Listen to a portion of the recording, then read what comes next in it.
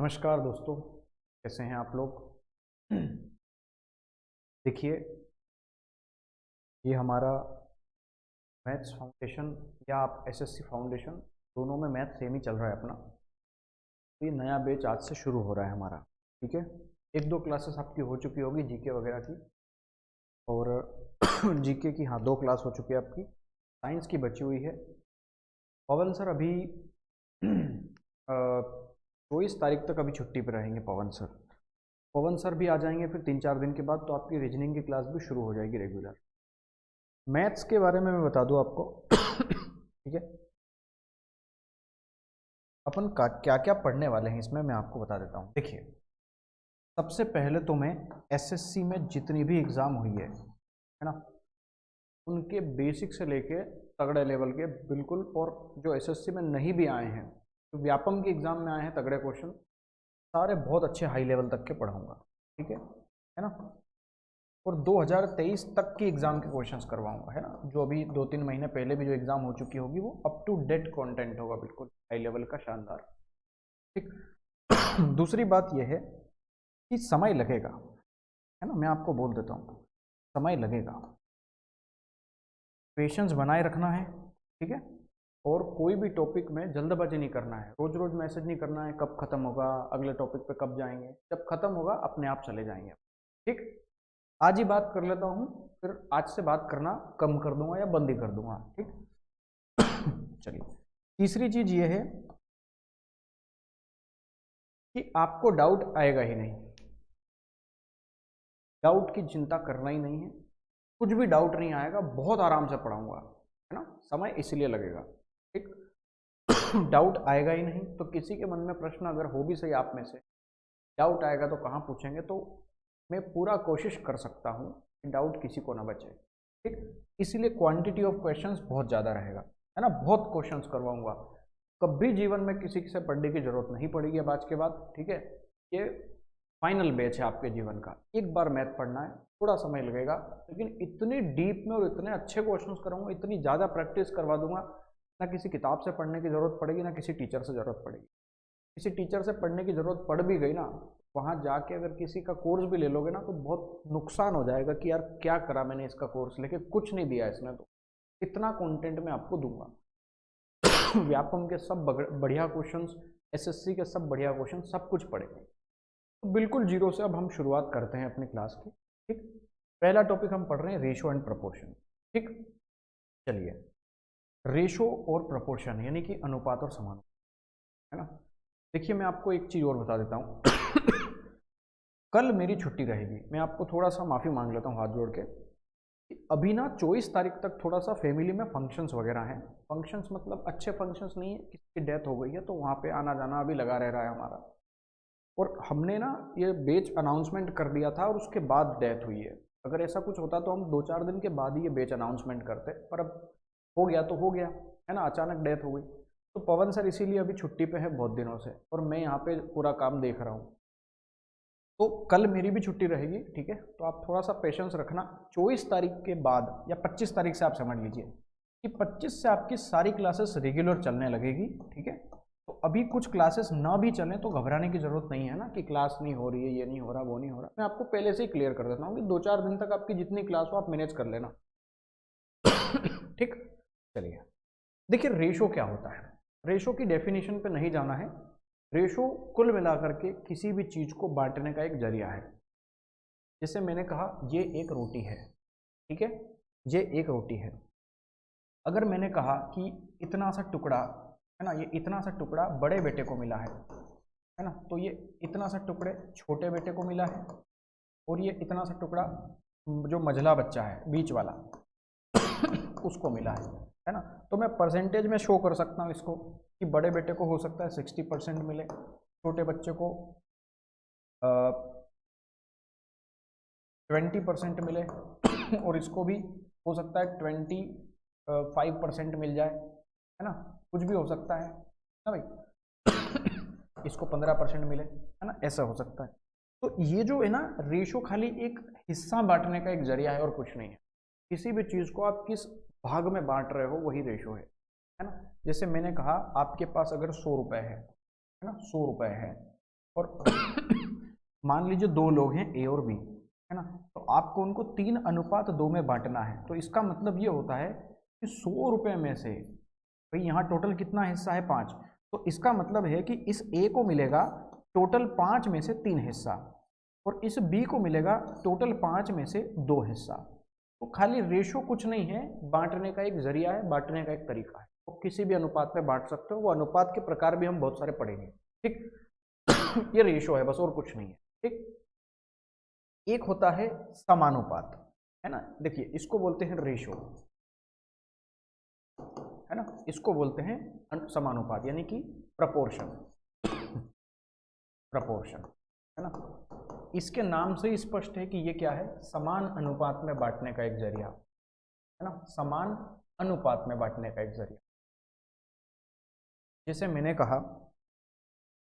मैंने कहा कि जैसे एक रोटी है, उसको 2 बराबर भागों में बांट दो, तो एक हिस्सा इसको मिल जाएगा, एक हिस्सा इसको मिल जाएगा, यानी कि दोनों को, वैसे रोटी तो आधी आधी मिली है, ठीक है, ये पूरी रोटी थी, आधी एक बच्चे को मिल गई, आधी एक बच्चे को मिल गई, तो ये ही कहलाता है समान अनुपात, है ना। ठीक है, समान अनुपात का मतलब है कि बराबर अनुपात में बांटना है ना। जैसे 4 लोग हो गए, तो पहले 2 वो और टाइप है उसके, वो बहुत सारे, उसमें अभी मत जाओ, वो भी मैं बताऊंगा क्या टाइप है कैसे, वो सब पढ़ेंगे अभी अपन। तो समान अनुपात का मतलब है कि बराबर अनुपात में बांटना, नाम से स्पष्ट है कि समान मतलब बराबर, बराबर अनुपात में बांटना ही क्या कहलाता है, समान अनुपात, समानुपात कहलाता है। अब देखिए अनुपात बहुत सारे प्रकार के होते हैं, ठीक है ना। पहला होता है विलोम अनुपात, वर्गानुपात, वर्गमूलानुपात, घनानुपात, घनमूलानुपात, सरल अनुपात, मिश्रित अनुपात, सारी चीजें अपन समझते। देखिए मैंने कहा कि कोई 2 संख्याओं में रिलेशन है A:B का, है ना, यानी कि A अनुपात B है, ये 2 संख्याएं हैं A अनुपात B में। इसको मैं ऐसे भी लिख सकता हूं, ध्यान रखना, A/B, ठीक, इसको A/B में भी मैं लिख सकता हूं। तो विलोम अनुपात का मतलब क्या होता है कि जो A अनुपात B है ना, इसका विलोम यानी कि इसका उल्टा कर दो, तो इसका उल्टा करने पे कितना आएगा, B अनुपात A, समझ में आया। A अनुपात B का विलोम यानी कि उसका उल्टा कर दीजिए, तो वो होता है B अनुपात A के बराबर, ठीक। वर्गानुपात क्या होता है समझना, आज ना खाली वार्म अप करेंगे, है ना, बहुत सारे सवाल करवा दूंगा आज भी, लेकिन वो वार्म अप होगा आज अपना, मतलब कल से सवाल करवाऊंगा। देखिए मैं आपको समझा देता हूँ आज की अपना प्रोसेस क्या होने वाला, ये समानुपात समझाऊंगा, फिर मैं वार्म अप करवाऊंगा। वार्म अप में जितने भी बेसिक सवाल बनते हैं, ये मैंने जितने भी सवाल लिए 20-25 सवाल लिए हैं शुरुआत में, ये चयन बैच के हैं, है ना, ये खाली वार्म अप के लिए है, ये आपको मैं करवा नहीं रहा हूँ, मतलब इससे आपका थोड़ा ज्ञान हो जाएगा रेशो का, है ना। ये जितने भी टाइप के सवाल हैं, ये सारे क्वेश्चन अभी अपन करेंगे ये सब, है ना, तो इनसे आपको रेशो के बारे में नॉलेज मिलेगा कि रेशो है क्या। फिर अपन पढ़ेंगे यहाँ से, इसके बाद से मतलब 25-28 स्लाइड के बाद, यहाँ से आपका पहला सवाल शुरू होगा, जो कि SSC MTS 2022 का, ये सब मिक्स आते रहेंगे, है ना, है ना, ये MTS के सवाल हैं, है ना, ये सब MTS के हैं, सब एग्जाम के हैं, है ना, सब मिलते रहेंगे आपको, ये CGL का हो गया, ये CHSL का हो गया, है ना, ये सब 21 के हैं, 22 के हैं, पुराने हैं 19 के हैं, 20 के हैं, सब A1 क्वेश्चन है ना। तो ये पूरा रेशो का ज्ञान दूंगा, लगभग 50-100 क्वेश्चन तो इसी के हो जाएंगे छोटे मोटे। ये देखो पटवारी 2023 का तगड़ा सवाल है, ये करवाऊंगा, है ना। ये करेंगे, ये सारी प्रोसेस होगी, धीरे धीरे चलेंगे अपन इस, है ना। शुरुआत अपनी यहाँ से हो रही है, ठीक, वर्गानुपात से। वर्गानुपात का मतलब होता है वर्गों का अनुपात, ठीक, वर्गों का अनुपात। तो A अनुपात B में मेरे पास कोई संख्या थी, उसका वर्गानुपात क्या होगा कि उसका वर्ग कर दीजिए और अनुपात ले लीजिए, ये होता है वर्गानुपात, ठीक। फिर ये होता है वर्गमूलानुपात, यानी कि A और B का वर्गमूल निकालिए, तो A और B का वर्गमूल कितना होगा, A का वर्गमूल ये हो गया, B का वर्गमूल ये हो गया, और इन दोनों का अनुपात ले लीजिए, वर्गमूलानुपात है। घनानुपात क्या होता है, उसका क्यूब कर दीजिए, घन मतलब होता है क्यूब करना उसका, तो A का क्यूब हो जाएगा A क्यूब और B का क्यूब हो जाएगा B क्यूब, और क्यूब करके रेशो ले लीजिए। घनमूलानुपात क्या हो जाएगा कि A का क्यूब कर दीजिए, क्यूब रूट निकाल लिए, A का क्यूब रूट, यहाँ 3 आ जाएगा, यहाँ कुछ नहीं होता मतलब 2 होता है, आपको पता है ना, ये A का घनमूल हो गया, और ऐसे ही B का घनमूल निकालना है, तो B का घनमूल आ गया। सवाल कैसे आएंगे मैं वो भी बताता हूँ आपको, है ना। सरल अनुपात का मतलब क्या हो गया कि जैसे मान लीजिए कभी कभी कोई संख्या आपको ऐसे लिख देगा कि 16:28 है, है ना, लिख देगा 16:28 है, उसका सरल अनुपात बताइए। मतलब इसको काट पीट के इतना छोटा कर दीजिए कि ये फिर ना कटे, है ना, इतना काटो इसको कि फिर कटे ही ना। तो मैंने कहा 4 से काट दो 4 बार, 4 से काट दो 7 बार, 4:7 में मैंने इसको काट दिया। देखो अब ये नहीं कट सकता है, तो 16:28 का सरल अनुपात हो गया 4:7। ठीक, तो सरल अनुपात समझ में आ गया होगा आपके, है ना। एक होता है मिश्रित अनुपात, ये कहलाता है मिक्स्ड रेशो, है ना। मिक्स्ड रेशो का मतलब क्या होता है, समझना जैसे समझना, जैसे मैंने कहा AB, है ना, और CD, ये 4, है ना, ये देखो CD, देखिए अनुपात का मतलब 2 बिंदी, समान अनुपात का मतलब 4 बिंदी, है ना। ध्यान देना, कभी ऐसा लिखा है कि A:B और समान अनुपात में है C:D के, तो इसका मतलब ये है कि जो A और B का रेशो है ना, वो बराबर होगा या उसी के समान होगा C और D का रेशो। ऐसे समझ लो कि जो A और B में रेशो का रेशो जो है, A और B का जो अनुपात होगा वही अनुपात C और D का होगा, यही कहलाता है समान अनुपात का मतलब बराबर रेशो होगा। ठीक यही मतलब होता है। तो एक्चुअली में समान अनुपात का मतलब ये होता है, यहाँ पे समझना कि ये कहना चाह रहा है कि आप मल्टीप्लाई कर दो, क्रॉस मल्टीप्लाई, यानी कि ये कहना चाह रहा है कि A इंटू डी बराबर हो जाएगा B इंटू सी के। तो ये कहलाता है आपका मिश्रित अनुपात, यानी कि मिक्स्ड रेशो। समझ में आ गया, है ना। इनकी जरूरत नहीं पड़ती है दिखने को, बहुत सारे टाइप और भी हैं, छोटे मोटे कितने ही बना सकते हैं, कोई ज़रूरत नहीं है उनकी। तो जनरली आपसे सवाल पूछेगा किस तरह का अभी एसएससी सीजीएल में सवाल भी आए हैं, है ना, छोटे मोटे सवाल हैं, मैं करवाऊंगा नहीं, प्री में आए हैं। एसएससी सीजीएल प्री 2022 में सवाल आए थे, 23 में तो नहीं आए हैं, 23 में शायद मैं चेक नहीं कर पाया हूँ रेशो के क्वेश्चन। 2022 में एसएससी सीजीएल में हमारे सवाल आए हैं। कैसे सवाल आए हैं कि 16:49, है ना, का वर्गमूलानुपात क्या है। तो आपको पता है कि 16 और 49 का क्या निकालना है, वर्गमूलानुपात, यानी कि इनका वर्गमूल कर दीजिए। तो आपको भी पता है 16 किसका स्क्वायर होता है 4 का, 49 किसका स्क्वायर होता है 7 का, तो 4:7 ये आंसर आ गया, है ना। इस तरह का कोई सवाल था, मेरे को एग्जैक्टली डेटा याद नहीं है पर इस तरीके का था। तो ये तो नाम से स्पष्ट है, इनको पढ़ाने की जरूरत है नहीं, आप वैसे ही समझ सकते हो कि अगर ए और बी आ गया तो उसका विलोम अनुपात क्या होगा, उसको उल्टा कर दो, ए और बी है तो बी अनुपात है, यानी कि कल से पूछ लिया कि 2:3 का विलोम अनुपात क्या होगा, तो आपका हो गया 3:2 होगा, है ना। कल से बोल दिया 5:6 का वर्गानुपात क्या होगा, मतलब वर्ग करके अनुपात करो, तो 5 का वर्ग 25 हो जाएगा, 6 का वर्ग 36 हो जाएगा, तो ये वर्ग करके अनुपात ले लो। तो ये वही सवाल है छोटे मोटे जो आपसे पूछ सकता है भाई, ठीक है ना। तो वर्गानुपात, वर्गमूलानुपात ये सारे रेशो आपसे पूछ सकता है, ठीक है। रीजनिंग की क्लास आपकी होगी 24 तारीख के बाद, यानी कि 25 तारीख से शुरू हो सकती है मे बी, या एक आध दिन और आगे पीछे मान लीजिए, फिर कंटिन्यू होगी, है ना, फिर छुट्टी नहीं होगी, ठीक है। चलिए, आपने रेशो समझा बहुत अच्छे से, है ना। सवाल मैं करवाऊंगा पर पहले डेफिनेशन जान लो इनकी, समान अनुपात क्या है। और क्लास आपकी रेगुलर 2 घंटे होगी, तो आप बर्दाश्त करना सीख जाना। देखो मैं आपको बोलता हूँ, आप कितना भी जरूरी काम हो, मैं आपको एक फैक्ट बताता हूँ आज, बहुत इंपॉर्टेंट फैक्ट बताता हूँ।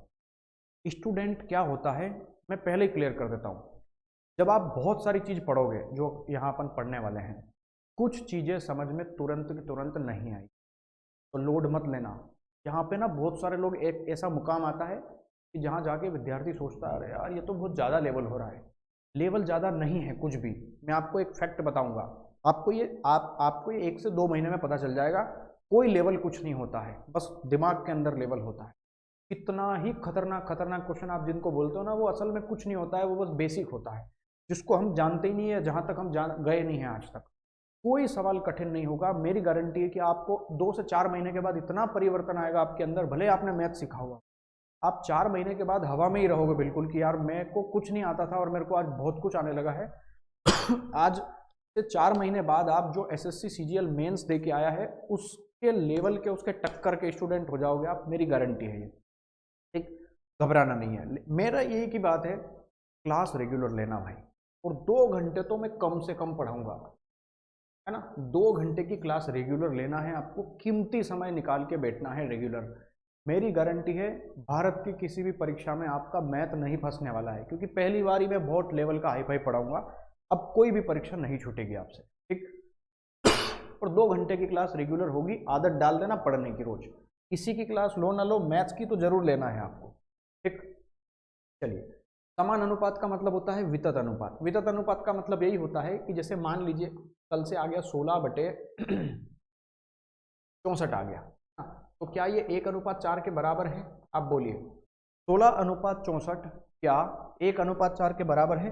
आप बोलोगे हाँ बराबर है, देखो ये दिखने में एक ही तो है, कोई 16 एकम 16, 16 चौके 64। तो आप बोलोगे इधर भी 1/4 है, इधर भी 1/4 है, 1/4 बराबर है 1/4 के, यानी कि LHS RHS के बराबर आ गया, ठीक। इसी को कहते हैं समान अनुपाती। समान अनुपाती, इसका एक और नाम होता है किताबों में कभी कभी विततानुपाती। हाँ, विततानुपाती कुछ लिखा रहता है, तो घबराने की जरूरत नहीं है। ये विततानुपाती जो भी है ये समान अनुपात ही है, कुल मिलाकर के प्रपोर्शन है, मतलब बराबर अनुपात में होना, ठीक। एक होता है अनुक्रमानुपाती, है ना। जैसे मैंने अगर आपको कहीं पे लिखा हुआ है कि ए जो है वो के अनुक्रमानुपाती है। अनुक्रम, आप मतलब समझिए इसका, अनुक्रम। अनुक्रम का मतलब होता है अनुसरण करना, है ना। व्युत्क्रम का मतलब होता है उल्टा काम करना, पानी भर के ला, नहीं लाऊंगा, ये व्युत्क्रम हो गया, उल्टा, जो सीधा जवाब ना दे या सीधा काम ना करे, उल्टा काम करे, वो व्युत्क्रम है। लेकिन अनुक्रम जो उसका अनुसरण करे, उसी तरह से काम करे, इसको ऐसे ही समझो आप तो ज्यादा अच्छा समझ में आएगा। अनुक्रमानुपाती का मतलब है, देखो अनुक्रमानुपाती का चिन्ह होता है ये वाला, है ना। ये जो चिन्ह होता है ना इस तरीके का, ये होता है अनुक्रमानुपाती का चिन्ह। अगर कभी ऐसा लिखा हुआ है कि जो ए है ना, ए है वो बी के अनुक्रमानुपाती है, इसका क्या मतलब हो गया? इसका क्या मतलब हो गया कि ए जो है वो बी के अनुक्रमानुपाती है। इसका मतलब ये है कि अगर ए का मान बढ़ेगा तो बी का भी मान बढ़ेगा, ए का मान घटेगा तो बी का भी मान घटेगा, यानी कि उसका अनुसरण करेगा बी का, कौन? ए करेगा। समझ में आ गया? तो जब ये अनुक्रमानुपाती का चिन्ह हटाते हैं, ध्यान देना, तो बराबर आ जाता है। और जैसे ही चिन्ह हटता है, एक नियतांक होता है के, या एक कोई भी वैल्यू में ले लो कांस्टेंट, उसका मल्टीप्लाई करना पड़ता है। तो जब ये अनुक्रमानुपाती का चिन्ह हटेगा तो बराबर आएगा, और ये चिन्ह हटते ही एक कोई भी संख्या मान लो के, एक कांस्टेंट है, इसका कोई मतलब नहीं है, ये कांस्टेंट है ना, ये बदलेगा नहीं, ये फिक्स है इसका मान जो भी है, तो ये कांस्टेंट है के, इसका मल्टीप्लाई होता है इस बी में, ए की वैल्यू आ जाएगी के इंटू बी, ध्यान रखना। तो ये कहलाता है आपका अनुक्रमानुपाती। अनुक्रमानुपाती का मतलब क्या होता है, ध्यान से समझना, कि जैसे जैसे ए का मान बढ़ेगा तो बी का भी मान बढ़ेगा, ए का मान घटेगा तो बी का भी मान घटेगा। सिंपल हिसाब है, जो ए में परिवर्तन वही बी में परिवर्तन, ठीक। आगे बात करते हैं व्युत्क्रमानुपाती। अगर कहीं पे लिखा हुआ है कि जो ए है वो बी के व्युत्क्रमानुपाती है, यानी कि रेसिप्रोकल है, उल्टा है उसका, तो इसका मतलब ये होगा कि जो ए है वो व्युत्क्रमानुपाती होगा अब किसके? बी के, यानी कि 1/b। ए के अनुक्रमानुपात में नहीं है बी, अब ये बी का उल्टा है, 1/b का मतलब उल्टा होता है, तो ए बी का व्युत्क्रमानुपाती कह लो या बी ए का व्युत्क्रमानुपाती कह लो, बात वही है, ठीक। चलिए, तो यहाँ क्या मतलब हुआ इसका कि अगर ए का मान बढ़ेगा ना तो ये वैल्यू बटे में है तो इसका मान घटेगा, और अगर इसका मान घटा है ना तो इसका मान बढ़ जाएगा। यहाँ उल्टा है क्योंकि नाम ही व्युत्क्रमानुपाती है। समझ में आ गया आपके? ठीक। चलिए, तो देखो है ना, हाँ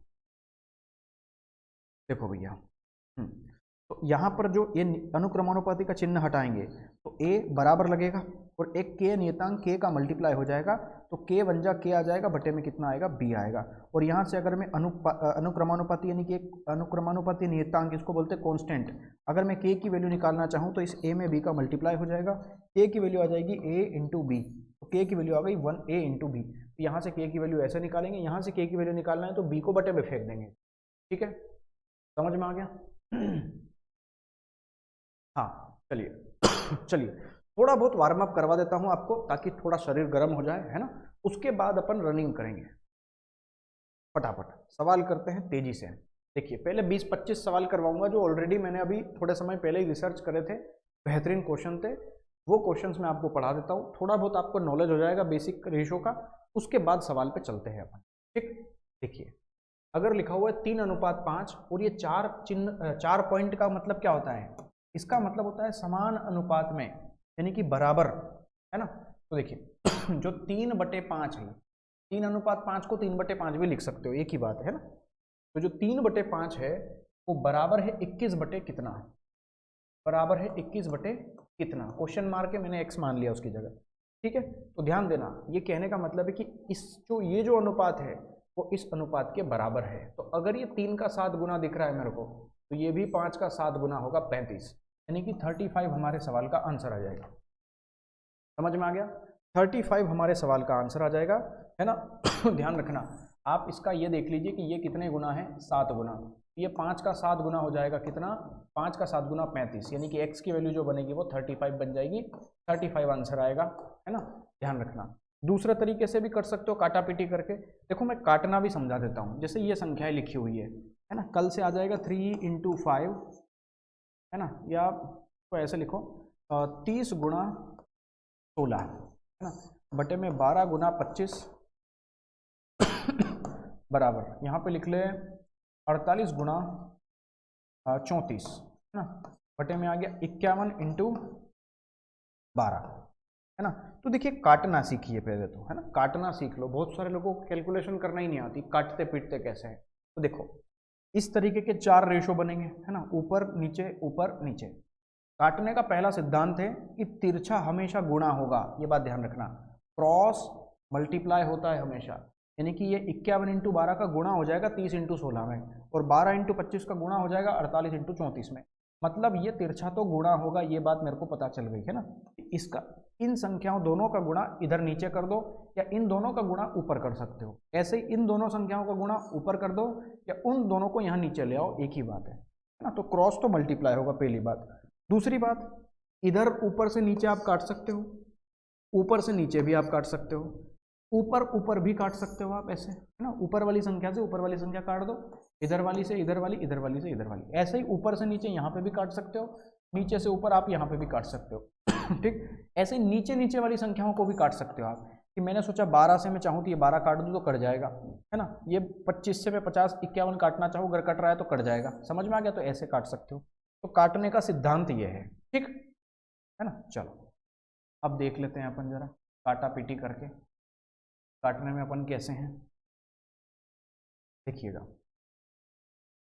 देखो भाई, सबसे पहले आप देखो तो ये नीचे 12 है, इसके नीचे भी 12 है, 12 से 12 खत्म, ठीक। अब देखो ये 34 से ये 51 है, दोनों 17 से कटते हैं, तो 17 से ये कितनी बार कटेगा, 17 × 51 3 बार, ऊपर कटेगा 17 से 2 बार, ठीक। अब देखिए आप 5 से काट दो, देखो 5 × 5 होता है 25, 5 से ये 5 बार कटता है, 5 से ऊपर वाला कट जाएगा 6 बार, ठीक। अब आप देखो ये जो 2 है ना, ये जो 2 है, ये देखो ऐसे देखो 16 एकम 16, 16 तिया 48, ठीक। अब देखो यहाँ 6 है और यहाँ 3 दूना कितना आएगा 6, तो 3 दूनी 6 से ये 6 भी कट जाएगा, यहाँ कितना बचा 3, यहाँ कितना बचा 5, मतलब मैं काटने का तरीका बता रहा हूँ कि काटना कैसे है ना, समझ में आ गया। चलिए ये काटना पीटी करना आ गया, अच्छी बात। अब देखो इसको आप ऐसे भी कर सकते थे कि जैसे लिखा हुआ है कि 3/5, ठीक, 3/5 बराबर है किसके, 21/x के, है ना। तो इसका मतलब ये कहना चाह रहा है क्रॉस मल्टीप्लाई होगा हमेशा, इसका मल्टीप्लाई होगा इसमें, और अगर आपको मल्टीप्लाई नहीं करना है तो दिमाग लगाना है कि 3 से ऊपर कट जाता है, तो 3 एकम 3, 3 सत्ते 21 कट गया, और 5 का 7 में गुणा होगा, कटेगा तो है ही नहीं, और x का गुणा 1 में, तो x एकम x बराबर 5 सत्ते 35, तो यहाँ से भी आप आंसर निकालोगे तो 35 आ जाएगा।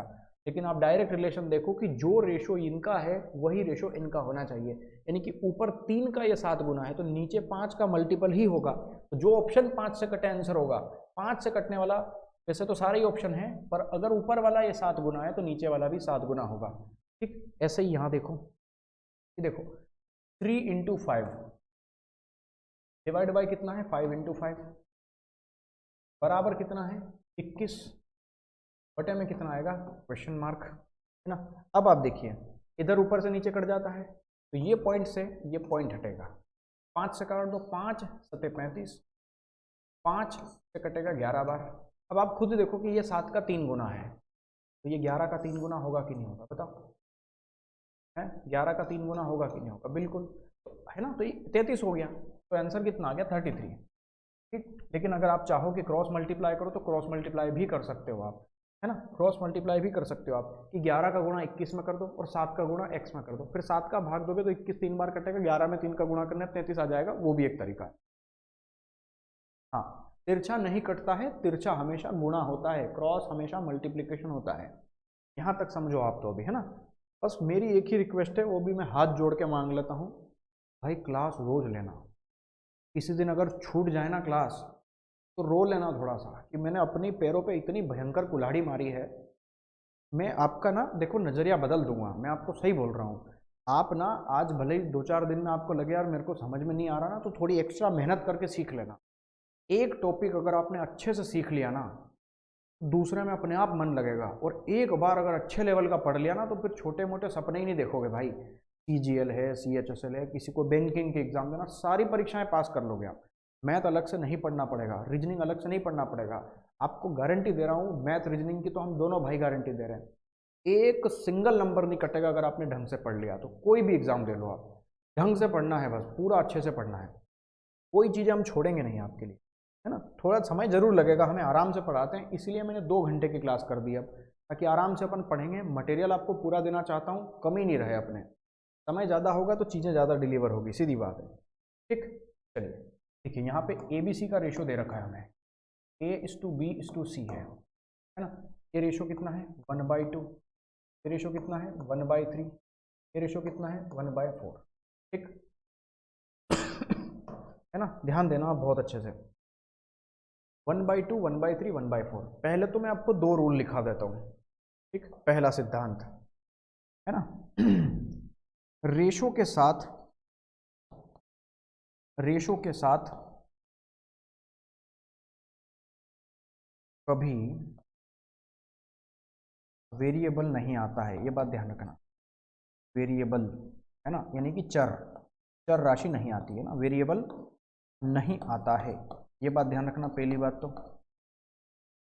ठीक, दूसरी बात, रेशो के साथ कभी वेरिएबल नहीं आएगा। और दूसरा, रेशो को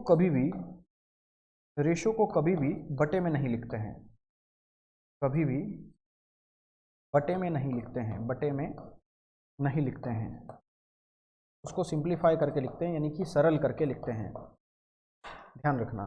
तो आप यहाँ देख पा रहे होंगे कि A का मान है आधा, B का मान है 1/3, C का मान है 1/4, जो कि गलत तरीका है लिखने का रेशो। तो फिर आप कैसे लिखोगे, तो मैंने कहा कि ये बटे में नहीं लिखना है, सिंगल संख्याएं लिखना है हमें, इस तरीके से लिखना है। तो आप बताओ कि यहाँ इस संख्या के बटे में 2 है, इस संख्या के बटे में 3 है, इस संख्या के बटे में 4 है, मतलब ये बटे वाली संख्या हटानी है।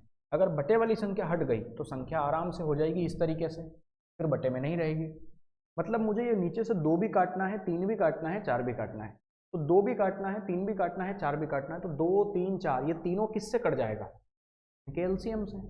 तो मैंने कहा 2 का, 3 का, 4 का आप क्या ले लोगे, एलसीएम। समझ में आया, 2, 3, 4 का आप क्या ले लोगे, एलसीएम। आप बोलोगे 2, 3, 4 का एलसीएम कितना होता है 12। अभी लोड नहीं लेना है ना, किसी को अगर एलसीएम लेना भी नहीं आता है तो उसकी भी लोड नहीं लेना है, आप तो बस देखते जाओ कि एलसीएम होता होगा। ये एलसीएम लेना भी सिखाऊंगा मैं, पर ये बाद का विषय है, ये अलग टॉपिक है भाई। ठीक है, इसको अभी छोड़ देते हैं अपन, अभी खाली आप देख लो कि ये होता है, बस अभी इतना ही जानना जरूरी है। जब समय आएगा तो बहुत प्रैक्टिस कराऊंगा एलसीएम एचसीएफ की भी, डोंट वरी। ठीक, चलो अब देखो, एलसीएम होता है 12, तो मैंने 12 का गुणा कर दिया इन सब में।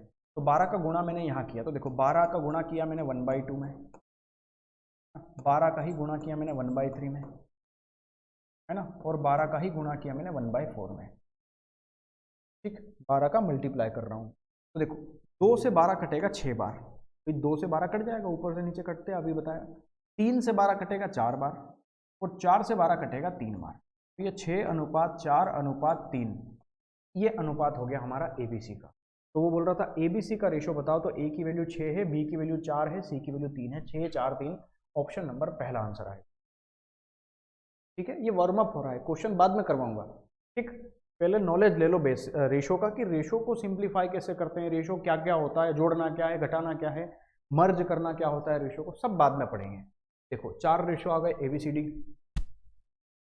है ना। तो देखो यहाँ लिखेंगे ए बी सी। ठीक, ए का वैल्यू लिखा हुआ है 1/2, बी है 1/3, ये है 1/4 और ये है 1/5। ठीक, चलिए अब आपने जैसे ही इसको देखा तो आपके दिमाग में क्या चीज़ आएगी कि हमने तो पढ़ा हुआ है रेशो के अंदर कि रेशो को कभी भी बटे में नहीं लिखते हैं, रूल नंबर 2। तो रेशियो को बटे में नहीं लिखना है, मतलब ये बटे का 2 भी हटाना है, बटे का 3 भी हटाना है, बटे का 4 भी हटाना है और बटे का 5 भी हटाना है। मतलब 2, 3, 4, 5 ये चारों संख्याएं हटानी है। तो आप ये बताओ कि 2, 3, 4, 5 ये कब हटेगा? जब मैं इनके एलसीएम से मल्टीप्लाई कर दूं। तो इन चारों का जो एलसीएम होता है वो कितना होता है? तो मैं बता देता हूं, अभी आपको याद होना हो, 60 होता है। ठीक, तो मैंने क्या करा, 60 का मल्टीप्लाई कर दिया। तो 60 का मल्टीप्लाई किया 1/2 में, 60 का मल्टीप्लाई किया 1/3 में, है ना, 60 का मल्टीप्लाई किया 1/4 में, और 60 ही का मल्टीप्लाई किया 1/5 में। ठीक, तो आप देखिए 60 में 2 का भाग देंगे तो कितना आएगा? 30। 60 का 1/3 होता है 20, 3 का भाग दो, यहाँ 4 का भाग दोगे 60 में तो कितना आएगा? 15, ये आ गया 15। यहाँ 5 में 60 में 5 का भाग दोगे तो कितना आएगा? 12। तो ए बी सी डी पूछा था 30, 20, 15, 12, 30, 20, 15, 12 ऑप्शन नंबर दूसरा आंसर आएगा आपका। बोलिए, कोई समस्या किसी को नहीं है? ठीक है ना। देखिए मैं आपको ना, पहले आप ये नॉलेज ले लो बेसिक रेशियो का, फिर मैं आपको डायरेक्ट करना भी बताऊंगा कि बिना पेन उठाए भी कर सकते हो आप इन सवालों। जैसे ये लास्ट सवाल था, है ना, ये वाला, फिर आपने ये करा, तो एक्चुअली में अपन ने करा क्या है, मेरे को ये बताओ आप। देखो ये जो सवाल है इसको बिना पेन उठाए भी कर सकते हो। जैसे ये था ABC, ये बटे में 1/2, 1/3, 1/4, मतलब बटे में 2, 3, 4 था, इसी को अपने को हटाना था। तो आप दिमाग लगाओ कि 2, 3, 4 का एलसीएम क्या होता है? 2, 3, 4 का एलसीएम कितना होता है? 12। मतलब यहाँ 12 आना चाहिए। तो 12 लाने के लिए 2 में भाग देंगे 12 का तो कितना आएगा? 6। 12 में 3 का भाग देंगे तो कितना आएगा? 4। 12 में 4 का भाग देंगे तो कितना आएगा? 3। मतलब इन संख्याओं के एलसीएम में डायरेक्ट इनका भाग दे दो, वहीं हो जाएगा सवाल। जैसे 1/2, 1/3, 1/4, 1/5, 2, 3, 4, 5 का एलसीएम कितना आया? 60। तो 60 में मैंने 2 का भाग दिया तो कितना आएगा? 30। तो देखो 30 कहाँ है? इन दोनों में है, ये ऑप्शन हट गए दोनों। फिर 30 में 3 का भाग दिया, कितना आया? 60 है ना एलसीएम, 60 में 3 का भाग दिया तो आया 20। अब 20 कहाँ है? इन दोनों में, यहाँ पे है, ये भी हट गया, तो एक ही तो ऑप्शन बचा। तो आप इसको डायरेक्ट भी कर पाओगे, है ना। और पहले नॉलेज ले लो कि रेशियो को क्यों बटे में नहीं लिखते हैं, क्योंकि सिंप्लीफाई कर तरीके से लिखा जाता है ये, है ना। देखिए अब लिखा हुआ है 4a बराबर 5b बराबर 6। 4a बराबर है 5b बराबर है 6c। ठीक, 4a बराबर 5b बराबर 6c। हमें abc का मान निकालना है। अब देखो वापस चलते हैं रूल नंबर 1 पे। अब देखिए रूल नंबर 1 कहता है कि रेशो के साथ कभी भी चर यानी कि वेरिएबल नहीं आता। रेशो के साथ या नंबर के साथ, ऐसा समझ लो आप, रेशो में नंबर के साथ। तो देखिए यहाँ पर ये वेरिएबल है, देखो वेरिएबल कहलाते हैं चर, ये एलजेब्रा का पार्ट है पर अभी छोटा मोटा समझ लो। एक होता है चर, एक होता है अचर, है ना। चर मतलब जो चरते रहते हैं, बदलते रहते हैं, जिनके मान बदल जाएं, तो इनको कहते हैं वेरिएबल, है ना। इनके मान बहुत सारे वेरी करेंगे, है ना। जैसे कभी कभी आप मानते हो कि माना कि मेरा घर मेरी गर्लफ्रेंड के घर से x किलोमीटर दूर है, तो आप y भी मान सकते हो कि मेरा घर मेरी गर्लफ्रेंड के घर से 5 किलोमीटर दूर है। तो x की जगह आप y मान सकते हो, लेकिन आप ऐसा नहीं बोल सकते हैं कि मेरे को मेरी बाबू से 500 रुपये लेना है। तो आप उसको ऐसा थोड़ी बोल सकते कि मेरे को मेरी बाबू से 400 रुपये लेना है। तुम 100 का नुकसान खा रहे हो तो मूर्ख हो। तो जो संख्याएं नहीं बदल सकती वो कहलाती है अचर, जो नहीं बदले, तो ये अचर है। अचर राशियां मतलब क्या है? कांस्टेंट है, जिनका मान बदलता नहीं है।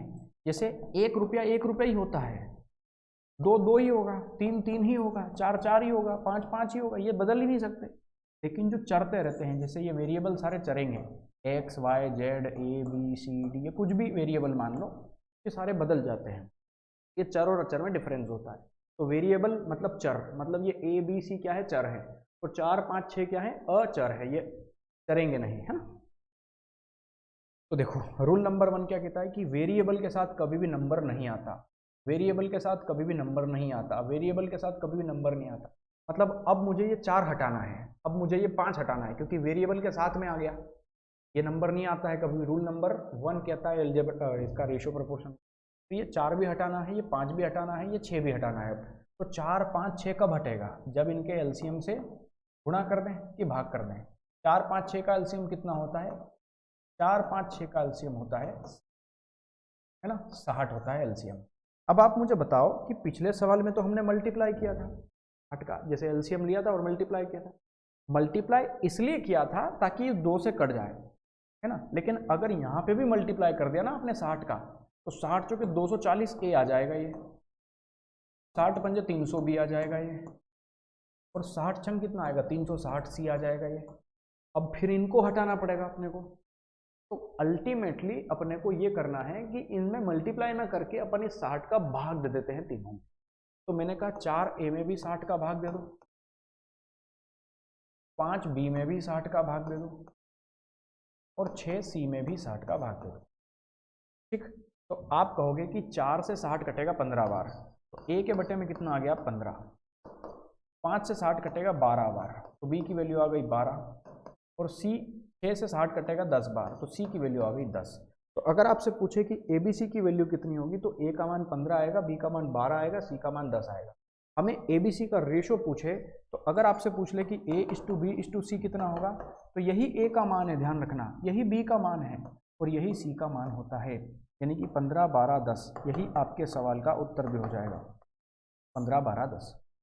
ठीक है, 15, 12, 10 ऑप्शन नंबर 4 आंसर आ जाएगा आपका। ठीक है, हाँ, मैं एक बार फिर बोल देता हूँ, जो बाद में मेहमान हमारे साथ जुड़े हैं, कल हमारी छुट्टी रहेगी 24 तारीख तक। अगर कोई क्लास ना भी हो, बिल्कुल भी नहीं घबराना है, ठीक है।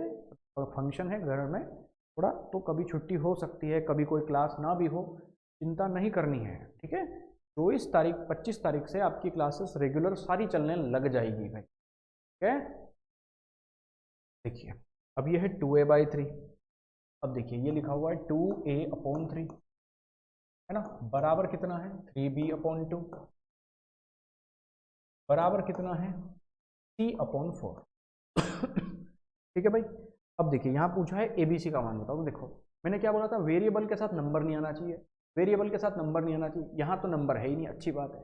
तो यहाँ ये 3 भी हटाना है, यहाँ ये 2 भी हटाना है। तो 2 और 3 कब हटेगा, जब मैं 2 और 3 का एलसीएम ले लूँ। तो 2 और 3 का एलसीएम ले लूँ, जो कि कितना होगा 6 होगा। तो अगर मैं 6 का मल्टीप्लाई कर दूंगा, तो बताओ 6 दूनी 12 आ जाएगा, और 3 का भाग देने पे 4 ही बचेगा। तो मुझे समझना है इस चीज़ को कि अगर वेरिएबल के साथ नंबर आ रहा है ना, तो हमेशा भाग ही देना है एलसीएम का। तो एलसीएम हमारा कितना आया 6। तो देखो ये 2a था, बटे में 3 भी था, लेकिन इसके साथ एलसीएम का भी डिवाइड करो, यानी कि 6 का, बराबर यहाँ 3b था, बटे में 2 भी है, लेकिन यहाँ पे भी डिवाइड करो एलसीएम का, यानी कि 6। यहाँ c/4 है, एलसीएम कितना आया 6, उसका डिवाइड करो। ठीक, तो आप कहेंगे कि ये 2 से ये 6 कटेगा 3 बार, ये 3 से ये 6 कटेगा 2 बार। तो a के बटे में कितना आया 3 तिया 9 आ गया, b के बटे में कितना आया 2 दूनी 4 आ गया, और c के बटे में कितना आया 24 आया। तो अगर आपसे पूछे कि A/B/C का रेशो कितना होगा, तो 9, 4, 24 होगा, 9, 4, 24 होगा। ऑप्शन नंबर दूसरा आंसर आ जाएगा आपका। ठीक है, हाँ, है ना भाई। चलिए अब देखिए रेशो मर्जिंग करना सीखते हैं अपन, है ना। जैसे ये AB है, ये BC है, देखो ये A है। एक मिनट यार, कोई आया है, आप इसको करिए, मैं 1 मिनट।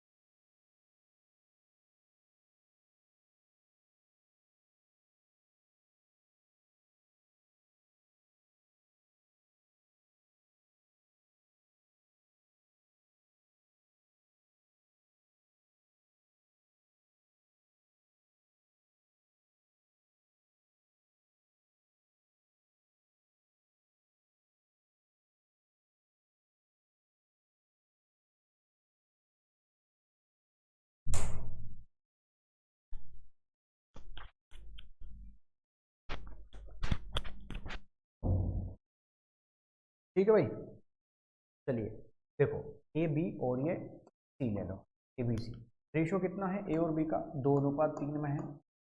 B और C का रेशो कितना है 3:4। देखो AB दे रखा है हमें, और क्या दे रखा है हमें BC दे रखा है, कितना दे रखा है 3:4। और हमें क्या बोला हुआ है ABC बताइए। देखिए यहाँ पर ना हम कर क्या रहे होते हैं, मैं आपको वो समझाता हूँ। यहाँ पर ना हमें ए बी सी का मान चाहिए, यानी कि ए का, बी का, सी का। बी देखिए, बी कैसा कैसा है, तो देखो बी का मान यहाँ 3 है, तो बी का मान यहाँ भी 3 है, यानी कि ये दोनों सेम है। ये हमारी अच्छी किस्मत है, यहाँ पर बी का मान सेम दे रखा है, तो कोई दिक्कत नहीं है। फिर अगर आपसे पूछे कि ए बी सी का रेशो कितना होगा, तो आप डायरेक्ट बता सकते हो कि ए का मान तो 2 आएगा, बी का मान यहाँ भी 3 है, यहाँ भी 3 है, तो 3 ही आएगा, और सी का मान 4 है। यानी कि रेशो पूछे अगर ए बी सी का, तो डायरेक्ट आ जाएगा 2 3 4, 2 3 4 आंसर हो गया, ठीक। लेकिन ऐसा हर सवाल में नहीं होता, कि बी का मान अलग अलग होता है। वो सवाल भी देख लेते हैं, जैसे ये सवाल समझना, जैसे ए बी दे रखा है हमें, तो ए अनुपात बी जो है और बी अनुपात सी दे रखा है। ए अनुपात बी कितना है, 2 अनुपात 3 में है। बी अनुपात सी कितना है, 4 अनुपात 5। अब देखिए बी का मान यहाँ 3 है, यहाँ 4 है, तो हमें क्या करना पड़ेगा, रेशो बराबर करने पड़ेंगे, है ना। रेशो बराबर करने का क्या मतलब है, ध्यान से समझना। एक्चुअली आप इधर वाले पोर्शन में देखो और इधर वाले पोर्शन में देखो, कॉमन पार्ट क्या है, बी, दोनों में बी है, तो केवल बी को ही बराबर कर सकते हैं। ये तो ए है, ये सी है, हटा दो। बी बराबर है, बी दोनों में है, और बी का एक ही सवाल में दो अलग अलग मान कैसे हो सकता है, तो बी को बराबर करना पड़ेगा। तो बी को बराबर करने के लिए ध्यान देना पड़ेगा कि ये जो 4 है ना, इस 4 का मल्टीप्लाई आप यहाँ कर दो, इस 4 का, और यहाँ बी का मान 3 था, तो इस 3 का मल्टीप्लाई आप इधर कर दो। तो ध्यान रखना, एक चीज़ और बताता हूँ कि जब आप रेशो में मल्टीप्लाई करोगे ना यहाँ पे, तो यहाँ पे नहीं होगा, वो पूरे रेशो में होता है, वो चाहे रेशो कितना ही लंबा हो। समझ में आ रहा है, 4 तिया 12 हो गया, और 4 का गुणा खाली इसमें नहीं होगा, वो पूरे में ही होगा, तो 4 गुना 8 आ गया। समझ में आ गया। अब यहाँ 3 का मल्टीप्लाई करो, 3 चौके 12 आ गया, और 3 पंजे 15 आ गया, ठीक। तो यहाँ पे आप कहोगे ए का मान कितना आया, बी का मान कितना आया, सी का मान कितना आया, तो आप आसानी से बोल सकते हो कि ए का मान 8 आया, बी का मान यहाँ 12 है, और यहाँ भी 12 है। देखो ये सेम बना लिया अपन ने, ठीक। तो बी का मान दोनों ही जगह क्या है, 12 है, और सी का मान कितना आया, 15 आया। तो ये है 8 12 15, ये है 8 12 15, ये हमारे सवाल का आंसर आ जाएगा 8 12 15, ठीक है ना भाई, ठीक है। इसको करने के ना एक और तरीका भी है, मैं वो भी समझा देता हूँ आपको, ठीक है। पर उसको समझने के पहले समझ लेते हैं। चलो देखिए, ये जो तरीके हैं ना कि यहाँ इसको बराबर करो, यहाँ इसको बराबर करो, ये एक लंबा मेथड है भाई, है ना, ये लंबा मेथड पड़ता है। इनको ना डायरेक्ट हम इक्वल कर सकते हैं। कैसे कर सकते हैं, मैं आपको वो समझाता हूँ, है ना। देखना, आपको पूछा क्या है, ए बी सी, तो तीनों लिख लो, ए बी सी। आपको डंडा वंडा खींचने की कोई जरूरत नहीं है, डायरेक्ट लिख लो ए बी सी। ए बी कितना दे रखा है हमें, तो देखो ए बी 2 3 है, सवाल में देख लो। ए और बी का रेशो कितना दे रखा है, 2 अनुपात 3। फिर दे रखा है बी सी कितना है, 4 5, तो ये रहा बी और ये रहा सी, इन दोनों का रेशो कितना है, 4 अनुपात 5, तो ये आ गया 4, ये आ गया 5, ठीक। अच्छे से देखना इसको, बहुत अच्छे से। ये जो 3 है, इस 3 के आगे क्या लिखा हुआ है, कुछ भी नहीं, और ये जो 4 है इसके आगे जगह भी खाली पड़ी हुई है। तो आपको बस यही देखना है कि इस 3 के आगे जितनी भी जगह खाली हो ना, ये 3 लिख देना है। तो ये जो 3 है वो आपने यहाँ लिख देना है, ये जो 4 है वो आप यहाँ 4 लिख दीजिए। समझ में आ गया। जिसके आगे देखो, आप सीधी बात है, अगर आपका घर है और उसके सामने खाली पड़ी जगह है, तो आप उसमें मोटरसाइकिल रख दोगे, कार रख दोगे, बस रख दोगे, हैं, गार्डन लगा दोगे, तो उस जगह पे भी कब्जा कर लोगे कि नहीं कर लोगे। तो सीधी बात है कि अगर तीन वाले, ये जो 3 है, इसके सामने, घर के सामने जो प्लाट खाली पड़ा है, तो ये अपना सामान रखने लग जाएगा, तो ये 3 का कब्जा हो गया। इसके घर के सामने की खाली जगह पड़ी, तो इसका कब्जा हो जाएगा। बस आप मल्टीप्लाई कर दो, 4 दूनी आ गया 8, 4 दी आ गया 12, 5 दी आ गया 15। तो ये देखिए, ये उससे ये बहुत आसान है, 8 12 15, यहाँ से भी आपका आंसर आ जाएगा, 8 12 15 आंसर आ गया आपका, ठीक है। यहाँ तक किसी प्राणी को कोई समस्या नहीं हो, ठीक है। अगला सवाल देखिए, ए बी दे रखा है। अच्छा पूछा क्या है, ए बी सी डी पूछा है, तो पूरा लिख लो, ए बी सी डी, ठीक। ए बी सी डी पूरा पूछा है। ए बी का रेशो कितना है, 1 है ना। बी सी का रेशो कितना है, 3:2 है, ठीक है। सी डी का रेशो कितना है, 5:4। तो जिसका रेशो दे रखा है उसी के नीचे लिख लो, ठीक। अब कब्जा करना शुरू करो। ये जो 5 है, इसके आगे जितनी जगह खाली है सब दूर 5 लिख दो, तो 5 के आगे कहाँ कहाँ जगह खाली है देखो, तो 5 के आगे बी के नीचे जगह खाली है, 5 के आगे ए के नीचे भी जगह खाली, तो ये 5 लिख, हर जगह 5 5 5 लिख दिया। ठीक, अब देखना ये 3 है, इसके आगे जगह खाली पड़ी तो ये 3 लिख दो। ये जो 2 है इसके आगे जितनी भी जगह है सब दूर 2 2 लिख दो। ये जो 2 है इसके आगे जितनी जगह खाली है सब दूर 2 लिख दो और मल्टीप्लाई कर दो। अच्छा, मल्टीप्लाई करने से पहले सोचना कि 1 3 5 1 3 2 3 5 कुछ कॉमन है क्या जो तीनों में कट रहा है? 5 5 5 5 यहाँ नहीं है, 3 3 3 यहाँ नहीं है, मतलब कुछ नहीं कट रहा, तो मल्टीप्लाई कर लो डायरेक्ट। 5 या 15 15 एकम 15, 5 या 15 15 दूनी 30, 5 दूनी 10 10 दूना 20, 2 दूनी 4 4 चौके 16। तो यही हमारे सवाल का आंसर है 15 30 20 16, 15 30 20 16 ऑप्शन नंबर 2। कोई समस्या किसी को नहीं है। ठीक, ये देखो ए बी दे रखा है और सी के साथ ए प्लस बी का रेशियो दे रखा है, ए बी सी पूछा है। तो देखिए A:B हमें गिवन है ना, A:B कितना है 6:8 है। ठीक, इसके अलावा हमें दे रखा है सी के साथ में ए प्लस बी का रेशियो है ना, सी के साथ में ए प्लस बी का रेशियो कितना है 4:18 है ना। ठीक है, अब आप बहुत अच्छे से समझ, यहाँ पर ए और बी है और यहाँ पे ए प्लस बी है, तो इसका मतलब है कि इन दोनों को जोड़ने में कितना आ रहा है, तो आप बोलोगे 6 और 8 14 आ रहा है। यहाँ पे तो कितना आ रहा है, अभी 18 आ रहा है। तो मैंने कहा कि ये कट सकता है क्या, आप बोलोगे हाँ कट सकता है, तो मैंने कहा इसको काटो, 2 तिया 6 2 चौके 8, ये 3:4 में आ। ठीक है, कोई समस्या ही नहीं है। तो अब A:B का रेशियो देखो कट रहा है, काट लो, सिंपल बना लो जितना बना सकते हो। इसको आप काट लो, 2 दूनी 4 2 9 में 18, रेशियो में ही तो है, काट सकते हो, इसमें क्या बड़ी बात है। तो अब देखिए यहाँ कि A और B का योग यहाँ 3 + 4 7 बन रहा है और यहाँ A प्लस बी का योग 9 है। ये C तो अलग है, C इसमें कॉमन ही नहीं है कुछ भी। यहाँ A प्लस बी को बात करो, जोड़ के बात करो, 3 + 4 7, यहाँ टोटल 9। अब आप बताओ कि यहाँ हमें इन दोनों का योग बराबर करना है।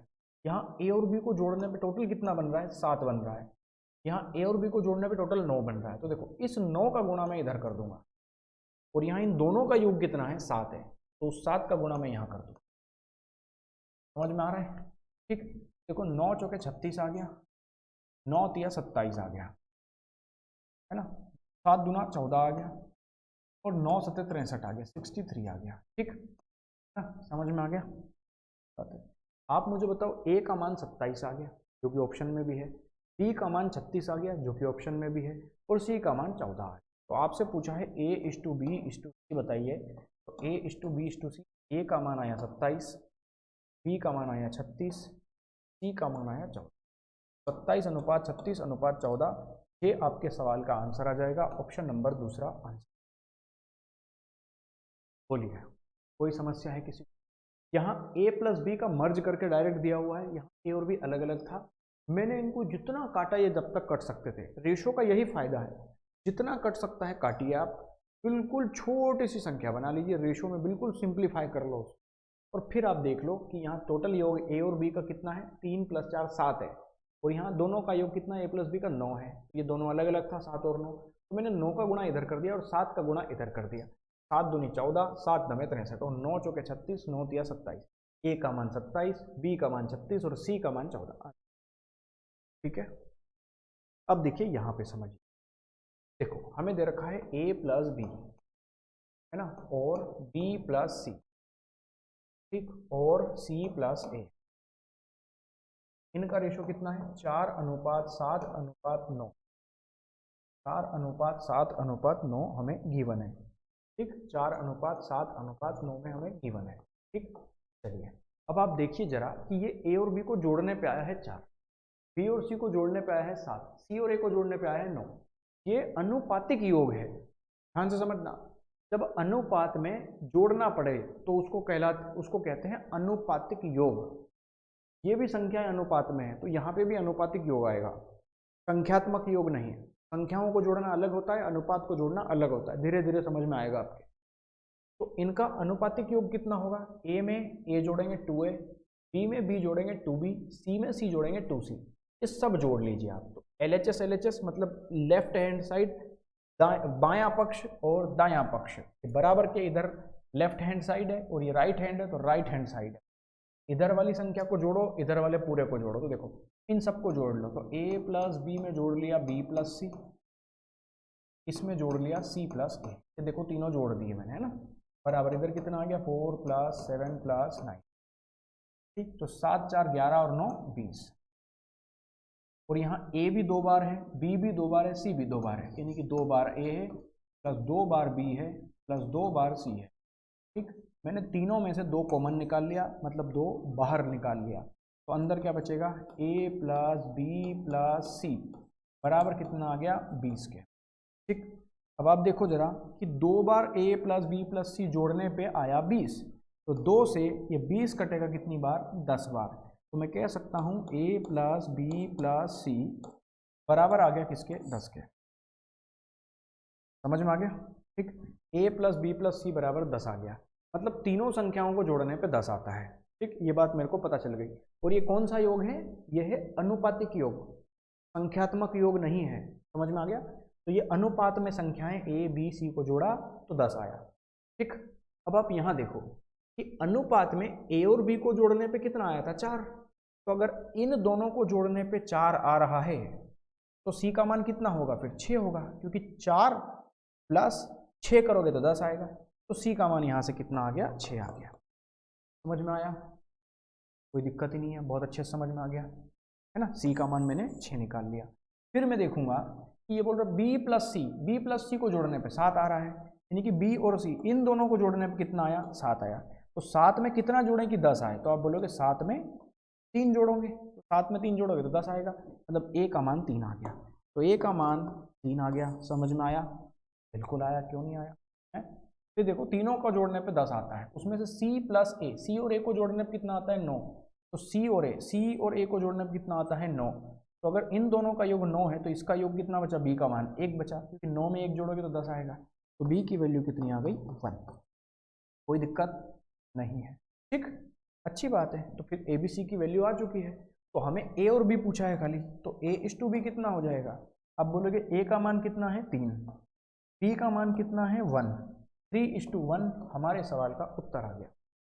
बोलिए यहाँ पे किसी को कोई नहीं है, बिल्कुल भी अच्छी बात है, सब समझ में आ रहा है।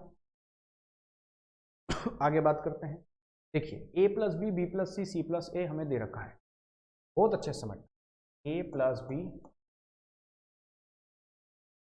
प्लस सी प्लस ए, इनका रेशो दे रखा है 4:7:9, 4:7:9, ठीक, चलिए अच्छी बात है।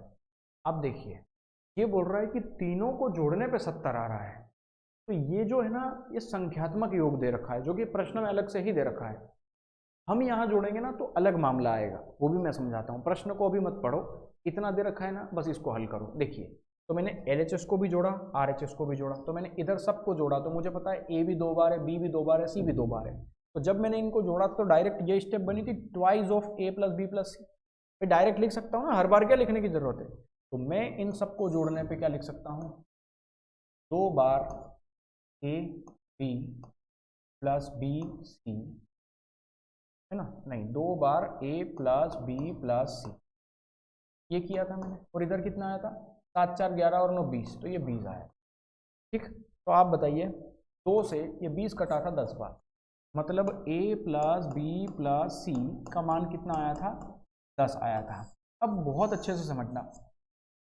ये जो वैल्यू हमें गिवन है ना a प्लस बी प्लस सी 10, ये है इन अनुपातों को जोड़ने पे, मतलब ये जो 10 दे रखा है ना a प्लस बी प्लस सी का योग, यह है अनुपातिक योग, क्या कहलाता है ये अनुपातिक योग, है ना। और ये जो हमें प्रश्न में दे रखा है कि ABC को जोड़ने पर 70 आ रहा है, यह है संख्यात्मक योग, है ना, कि जो वास्तव में जो संख्या रही होगी a प्लस बी प्लस सी उनको जोड़ने पे 70 आ रहा होगा, तो ये है आपका संख्यात्मक योग, दोनों में डिफरेंस समझ लेना, ठीक। चलिए अब हमें पूछा क्या है c, तो पहले c का रेशो निकाल लेते हैं कि c कैसे निकलेगा। तो देखो तीनों को जोड़ने पे आ रहा है 10 और मुझे चाहिए c, तो आप बताओ मुझे a प्लस बी, अगर मैं तीनों के योग 10 में से a प्लस बी का योग जो कि 4 है घटा दूंगा, तो तीनों में से a प्लस बी, ये a भी घटेगा b भी घटेगा, तो बचेगा कितना c, तो अगर मुझे C चाहिए तो मुझे 10 में से ये 4 घटाना पड़ेगा। कहने का मतलब ये है कि C निकालने के लिए मुझे A प्लस बी प्लस सी में से A प्लस बी का अनुपातिक योग घटाना पड़ेगा। अरे A प्लस बी प्लस सी के अनुपातिक योग में से A प्लस बी का अनुपातिक योग घटा दूँ तो देखो A प्लस बी प्लस सी का अनुपातिक योग 10 आया, माइनस A प्लस बी का अनुपातिक योग कितना था, 4 था, तो 10 में से 4 गया तो कितना आया, 6 आया। यानी कि ये जो C है हमारा, इसका अनुपातिक वैल्यू कितना आया, 6 आया। ये अनुपातिक मान है हमारा। ठीक, अब आप मुझे बताओ, हमने हल किया तो आंसर हमारा ये आया है। प्रश्न के हिसाब से तीनों को जोड़ने पे आ रहा है 70। सबसे पहले ये समझना है कि प्रश्न के अनुसार क्या दे रखा है, वो ऊपर लिखते हैं हमेशा। तो प्रश्न के अनुसार जो भी वैल्यू होगी ना, ये पैटर्न याद रखना हमेशा, हर टॉपिक में लगेगा ये, है ना, हर सवाल में यही लगता है। प्रश्न के अनुसार जो प्रश्न में दे रखी है वैल्यू वो हमेशा ऊपर आती है, बट हमारे अनुसार जो भी वैल्यू आती है ना वो नीचे आती है। ये बात ध्यान रखना। ठीक, और जो भी हमें निकालना है या जो ज्ञात करना है, जो भी वैल्यू हमें ज्ञात करना है उसका गुणा होता है हमेशा। ये बात दिमाग में फिट कर लेना, है ना। जो जो चीज़ें छोटी छोटी बताई जा रही है क्लास, इसीलिए मैं कह रहा हूँ कि मिस कभी मत करना। छोटी छोटी चीज़ें कितने मिनट कितने सेकंड पे बता गया हूँ मैं, कुछ नहीं जानते आप, इसलिए क्लास मिस नहीं करना है। डबल स्पीड पे तो कभी देखने की गलती नहीं करना है। इसीलिए कह रहा हूँ कि रोज लाइव ही अटेंड करना क्लास। रिजल्ट अपने आप आपको 3 से 4 2 महीने एक महीने के अंदर आपको पूरा ट्रांसफॉर्मेशन हो जाएगा आपका अलग तरीके से। प्रश्न के अनुसार जो भी मान आएगा ऊपर लिखेंगे, हमारे अनुसार जो भी वैल्यू आएगी नीचे, और जो हमें निकालना है उसको गुणा करेंगे। प्रश्न के अनुसार इन तीनों का अनुपातिक योग कितना है, संख्यात्मक मान कितना है, 70 है। तो देखो प्रश्न के अनुसार तीनों संख्याएं A प्लस बी प्लस सी को जोड़ने पर 70 आया, हमारे अनुसार तीनों को जोड़ने पे कितना आया, 10 आया। तो हमारे अनुसार 10 आया इनटू हमें क्या ज्ञात करना है, C का मान। तो मैंने C निकाला कितना है, 6। तो हमारे अनुसार C कितना है, 6 है। बस इसी को हल कर लीजिए, यही आंसर है। 0 से 0 कटेगा, 7 × 6 यानी कि 42। तो 42 ही आपके सवाल का आंसर आएगा, ऑप्शन नंबर पहला। देखिए ये सवाल कोई बहुत मुश्किल नहीं है, मैं आपको समझा रहा हूँ, आराम से समय ले रहा हूँ, तो समय ज़रूर लग रहा है, लेकिन जब आप एक बार सीख जाओगे ना तो फिर इतना टाइम नहीं लगेगा, है ना। मैं पढ़ा रहा हूँ, देखो पढ़ाना अलग होता है और सॉल्व करना अलग होता है। पढ़ाने में समय लगेगा, है ना। देखिए A plus B B plus C C plus A दे रखा है, फिर से वही सवाल है। तो देखो A plus B B plus C और C प्लस ए, इनका रेशो कितना दे रखा है, 6 7 8, 6:7:8 ये हमें दे रखा है। अब मैं जानता हूँ कि वो बोल रहा है कि A प्लस बी प्लस सी को जोड़ने पर 14 आ रहा है, तो मैंने कहा मेरा अनुपातिक योग कितना आ रहा है। तो देखो ये सब जोड़ूंगा मैं तो 2 कॉमन आ जाएगा, तो 2 कॉमन आ जाएगा, तो A प्लस बी प्लस सी, इधर इन तीनों को जोड़ लो, 6 और 7 13, 13 और 8 कितना आ गया, 21, 21 आ गया। 2 से 21 कटेगा 10.5 बार, 0.5, 2 का भाग दोगे तो 21 का आधा 10.5 ही होता है, यानी कि A प्लस बी प्लस सी कितना हो गया, 10.5, 10.5 हो गया। ठीक, ये मेरे अनुसार आया है प्रश्न। अब देखो रूल क्या कहता है, हमें C का मान चाहिए, तो C कैसे निकलेगा, C निकालना है तो मुझे A और B घटाना पड़ेगा। तो A और B कितना आया, 6 है, तो अगर 10.5 में से 6 गया तो C कितना आ जाएगा, C आ जाएगा 10.5 में से 6 घटा दो ना, यानी कि 4.5। ठीक है, 4.5 आ गया। बस अब देख लो प्रश्न के अनुसार जो भी वैल्यू है वो ऊपर बटे हमारे अनुसार जो भी वैल्यू है वो नीचे, इनटू जो हमें ज्ञात करना है उसका गुणा करेंगे। तो देखो प्रश्न के अनुसार तीनों संख्याओं को जोड़ने पर कितना आ रहा है, 14, तो ऊपर लिखा, बटे हमारे अनुसार तीनों संख्याओं को जोड़ने पर कितना आ रहा है, 10.5, तो नीचे लिखा, इनटू हमें क्या ज्ञात करना है, वो बोल रहा है C का मान बताओ। C हमने कितना निकाला, 4.5, ये लिख लो 4.5, मल्टीप्लाई करिए, सॉल्व करेंगे। देखो पॉइंट से पॉइंट हटेगा, है ना। इसको काट दो 7 से, 7 दूनी 14 आ गया, 7 एकम 7, 7 पंजे 35, ठीक, और 15 तिया 45, है ना। तो 2 तिया कितना आ गया, 6 आ गया। 6 हमारे सवाल का आंसर आएगा, ऑप्शन नंबर तीसरा,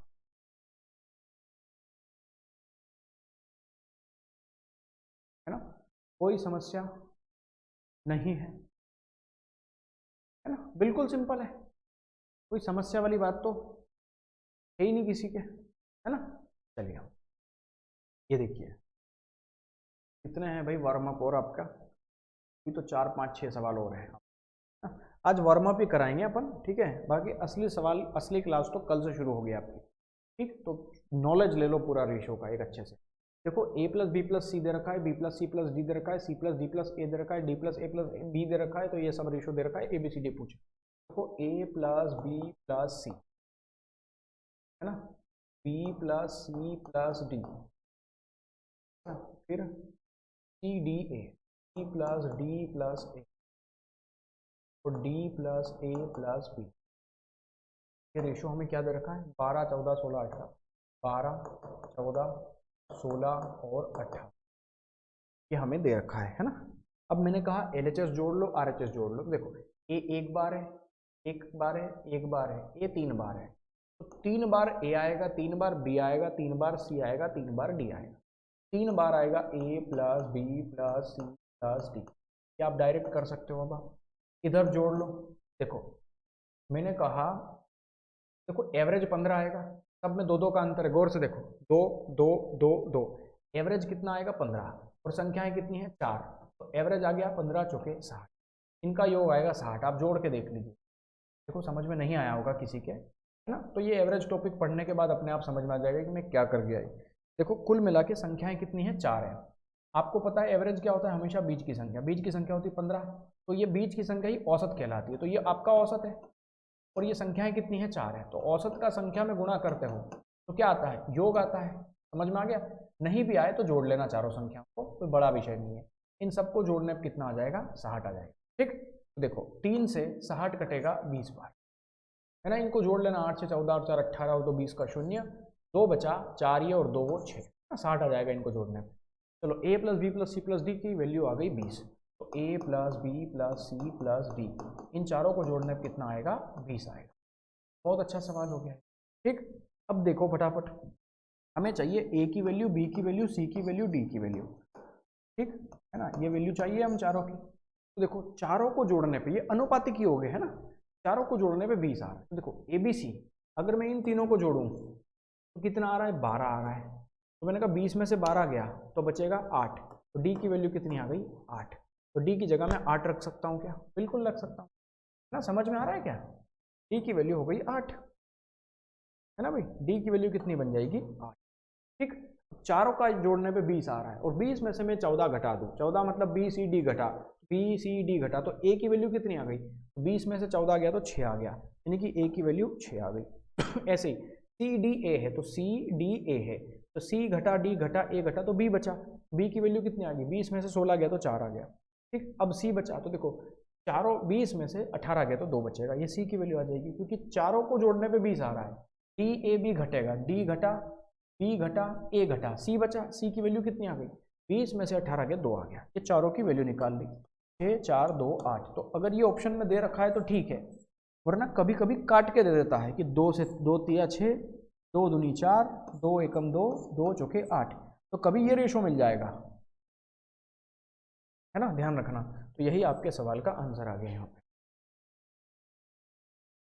यही चलने दो सर, अच्छा लग रहा है ना।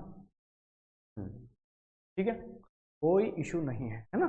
चलिए यहाँ देखो, x रेशो y 2:1 है, तो X square minus Y square और x square plus Y square की वैल्यू कितनी है। ठीक है, हाँ ये सवाल ना यार मैं बोल चुका हूँ, मैं शुरू में बोल चुका हूँ मेरे भाई, ये जो सवाल है ना ये आज ही लिए हैं मैंने, चयन बैच में से लिए। चयन बैच की पहली क्लास जो मैंने पढ़ाई है MPSI के लिए, उसके ये बेसिक क्वेश्चन है। ये सारे कोर्स में पढ़ाता हूँ, बेसिक अंडरस्टैंडिंग के लिए पढ़ाता हूँ भाई।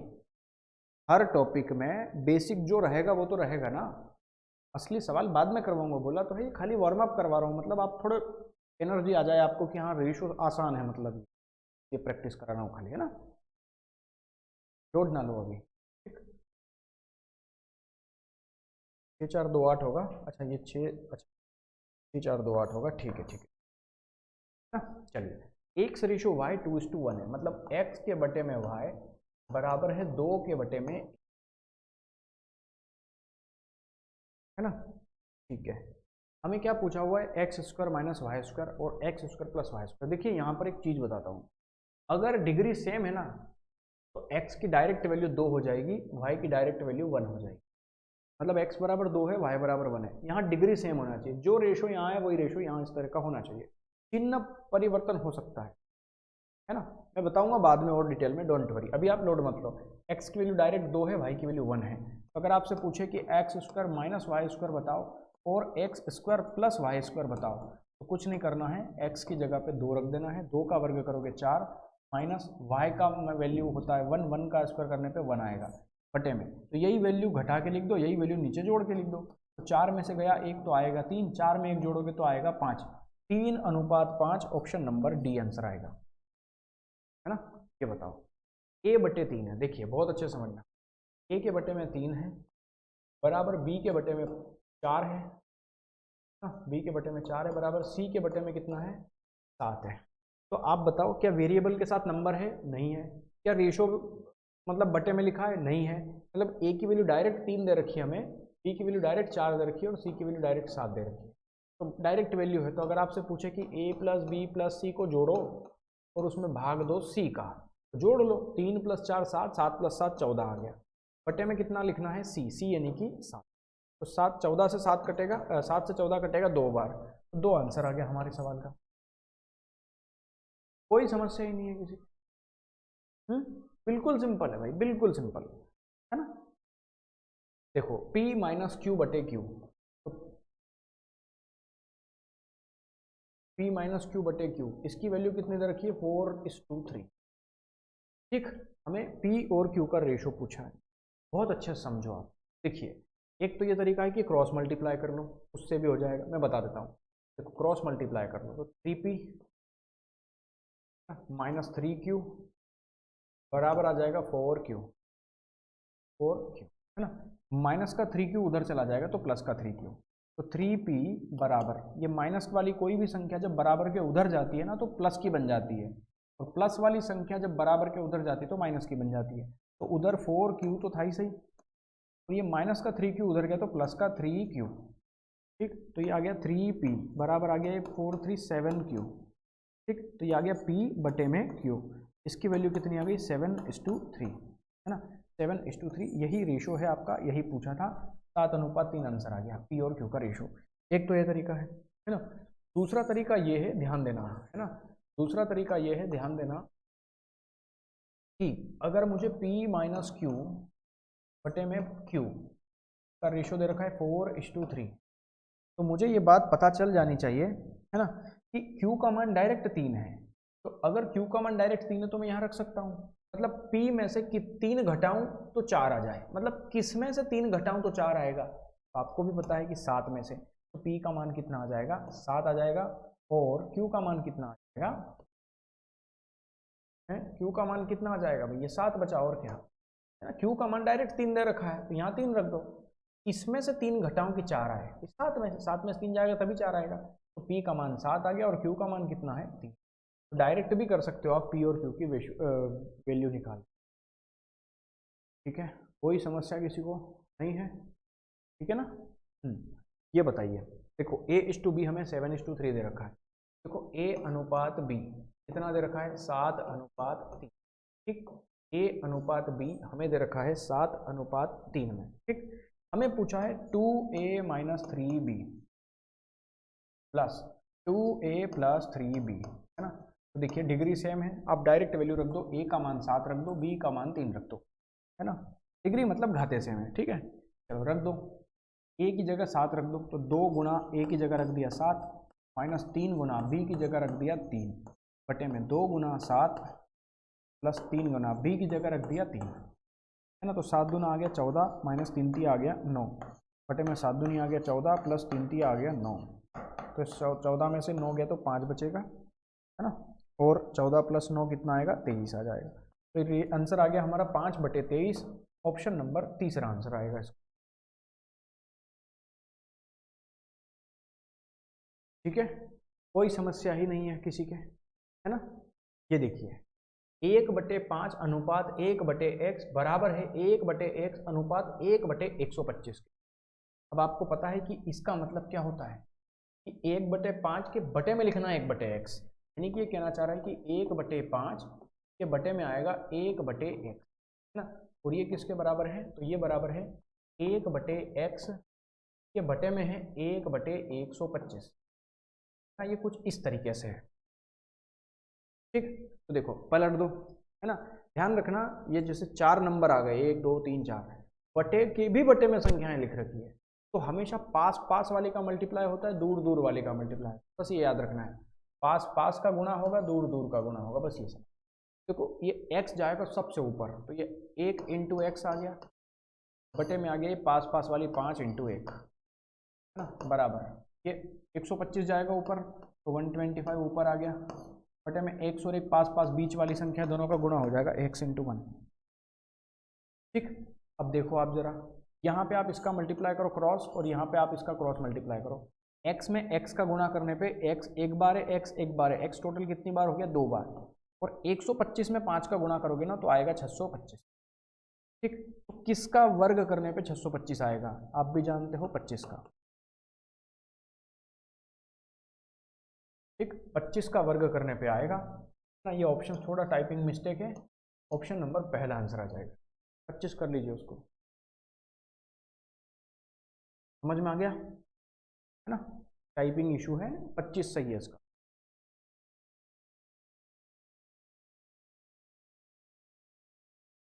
क्लियर है, कोई समस्या ही नहीं है किसी को, है ना। चलिए ये बताइए, a बटे बी 7/2 है, b बटे सी 3/1 है, बी सी ए सी स्क्वायर बताना है। देखो भाई आप तो ये देखो, ये a है, ये b है, और ये c। जब भी a b c का रेशो दे देना, रेशो हमेशा मर्ज कर लिया कीजिए, सवाल आसान हो जाएगा। जैसे a का मान 7 दे रखा है और b का मान 2 दे रखा है, a और b का रेशो दे रखा है, फिर b और c का रेशो भी दे रखा है कि 3:1 है, ये 3 आ गया, ये 1। ठीक। रेशो मर्ज करना अभी आपने सीखा कि 2 के आगे जगह खाली पड़ी तो 2 कब्जा करेगा, 3 के आगे जगह खाली पड़ी तो 3 कब्जा करेगा। 7 कितना आ गया, 21 आ गया। a की वैल्यू आ गई 21, b की वैल्यू आ गई 2 3 6, और c की वैल्यू आ गई 2 एकम 2। ठीक। आपसे क्या पूछा हुआ है कि बी सी ए और सी स्क्वायर का रेशो निकालो। तो बी सी ए और सी स्क्वायर का रेशो कितना होगा, तो बी में सी का गुणा करो, बी में सी का गुणा करो यानी कि 6 में 2 का गुणा करो, तो 6 इंटू 2 यानी कि 12, 6 दूनी 12 आ गया। ए का मान कितना है, 21 है, और सी का वर्ग करो यानी कि सी का मान 2 है, तो 2 का वर्ग करो 4, तो 12 21 4, ये हमारे सवाल का आंसर आ जाएगा, ऑप्शन नंबर पहला। बोलिए, यहाँ तक भी किसी को कोई समस्या ही नहीं है, सब कुछ बहुत अच्छे से समझ में आ रहा है ना। आदत डाल लेना भाई डेली सीटिंग की, अब 2 घंटे मिनिमम पढ़ाऊंगा, 2 घंटे मिनिमम। आज तो नहीं पढ़ाऊंगा, आज तो बख्श दूंगा, पहला दिन है आपका, ठीक है। लेकिन हैबिट बना के चलना 2 घंटे रेगुलर की अब, और रोज का रोज पढ़ना, वरना ये भयंकर बोझ है भाई। हाँ ये कर्जा है, मैथ्स भयंकर कर्जा है, ब्याज है, चक्रवृद्धि ब्याज चढ़ता है इसमें। ठीक है, एक दिन अगर आपने क्लास मिस करी ना तो अगले दिन पढ़ने का मन नहीं करेगा, अरे यार वो क्लास भी देखनी है, आज की क्लास भी रह गई, बड़ा दिक्कत होता है भाई। इसलिए कभी कहीं प्रोग्राम में भी जाओ, फंक्शन में भी जाओ ना, तो वहाँ से आने के बाद लेट नाइट में भी निपटा देना उसको ना, ताकि रोज का रोज खत्म होता रहेगा। ठीक है, ए और बी प्लस सी का रेशो दे रखा है, सी और ए प्लस बी का रेशो दे रखा है। देखिए ए और बी प्लस सी का रेशो दे रखा है हमें, और सी और ए प्लस बी का रेशो दे रखा है, ये कितना दे रखा है, 2:6। सी और ए प्लस बी का रेशो कितना है, 10 और 14। ठीक है, चलिए आप देखो रेशो निकालोगे तो 2 एकम 2, 2 तिया 6, 1:3 आ गया, ठीक है ना। अब आप देखो इसका रेशो निकालो, 2 पंजे 10, 2 सते 14। चलिए बहुत अच्छे से समझना आप, यहाँ पे देखो ए भी है, बी भी है, सी भी है, यहाँ पे भी देखो ए भी है, बी भी है, सी भी है, यानी कि यहाँ पे भी तीनों लोग हैं, यहाँ पे तीनों लोग हैं।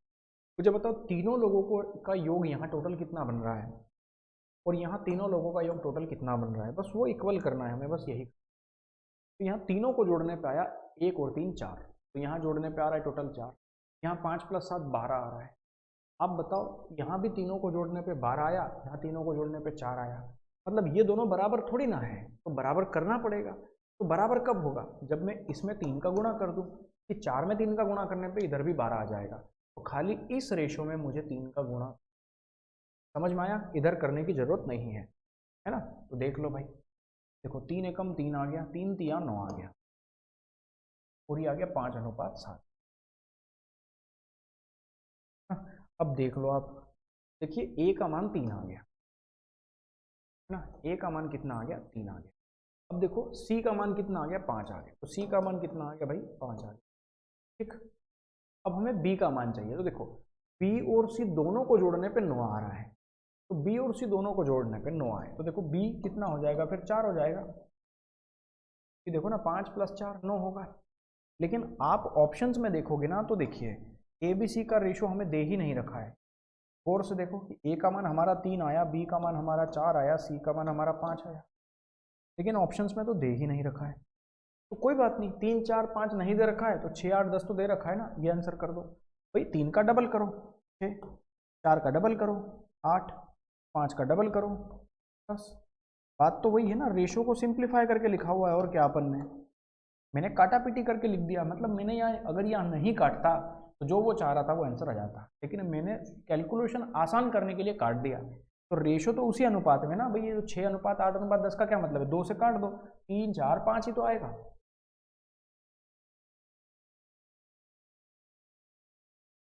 कोई समस्या नहीं है, 6 8 10 बनेगा, ठीक है। हाँ भाई देखो, यहाँ पे ऐसे अपने सवाल फिर शुरू हो जाएंगे। आखिरी सवाल है आज का वार्म अप का, ठीक है। तो असली क्लास कल से शुरू होगी आपकी, है ना। ये आखिरी सवाल देखते हैं आज का, ठीक है। और आज आपको बख्श देता हूँ मैं, है ना, माफ किया, मतलब ऐसे समझ लो आप, कल से जान लूंगा। देखिए ए प्लस बी प्लस सी और डी का रेशो है 17:3, ए प्लस सी प्लस डी और बी का रेशो है 3:1। ठीक, देखिए ए प्लस बी प्लस सी, है ना, ए प्लस बी प्लस सी और डी, देखो ए प्लस बी प्लस सी और डी, इसका रेशो दे रखा है। फिर ये बोल रहा है ए प्लस सी प्लस डी, ए प्लस सी प्लस डी का रेशो है डी के साथ। फिर ये बोल रहा है ए प्लस बी प्लस डी, ए प्लस बी प्लस डी का रेशो हमें दे रखा है ना।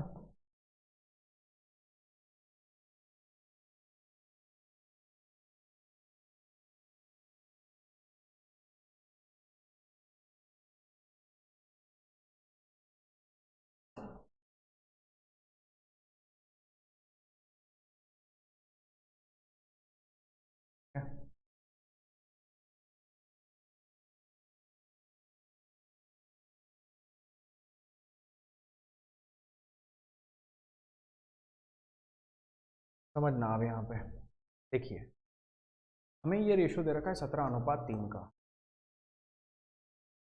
ये रेशो दे रखा है 3:1, और ये रेशो दे रखा है 3:2 का। ठीक, अब बहुत अच्छे से समझना, यहाँ पे देखो ए बी सी डी चारों लोग हैं, ए बी सी डी चारों लोग हैं, ए बी सी डी चारों लोग हैं, मतलब चारों लोग हर जगह है। तो यहाँ टोटल योग कितना बन रहा है, 17 + 3 20 आएगा, चारों को जोड़ने पे 20 आ रहा है, यहाँ चारों को जोड़ने पे 4 आ रहा है, यहाँ चारों को जोड़ने पे 5 आ रहा है, ये तो बराबर होना चाहिए, चारों लोग हैं, चारों को जोड़ने 20 आना चाहिए। पर यहाँ 20 नहीं आ रहा है ना, खाली 20 तो यहीं पे आ रहा है बराबर, तो यहाँ 20 नहीं है तो मैंने 4 में 5 का गुणा कर लूँगा, 4 पंजे 20 बन जाएगा।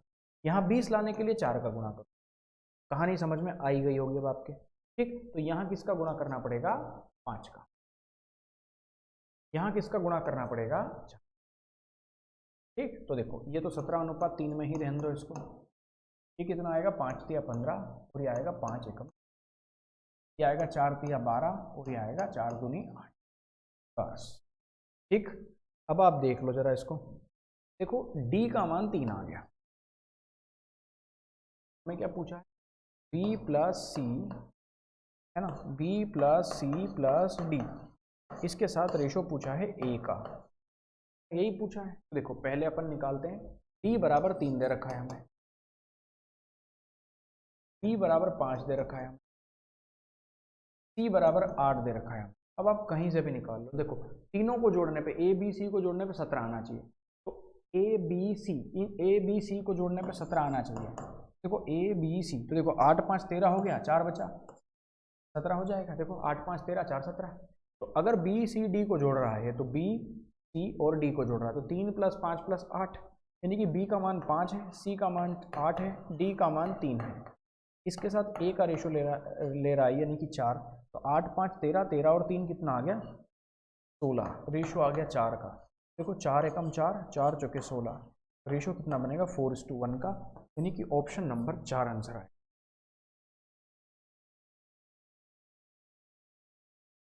बोलो कोई समस्या है? ठीक है भाई, चलिए तो अपने जो सवाल हैं वो कल शुरू करूंगा मैं, ठीक है। आज आपने छोटा मोटा नॉलेज लिया रेशो का, ठीक है। ये रेशो के बारे में प्रारंभिक ज्ञान होना चाहिए, है ना, इतना कम से कम होना ही चाहिए हर विद्यार्थी को, ठीक है।